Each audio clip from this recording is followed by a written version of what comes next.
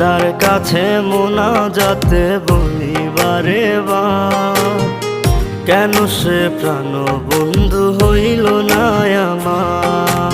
নই কি আমি তার যোগ্য, নাকি আমার এমন ভাগ্য, এত ব্যথা সইতে আমি পারবো না যে আর। খোদার কাছে মোনাজাতে বলি বারে বার, কেন সে প্রাণ বন্ধু হইল না আমার।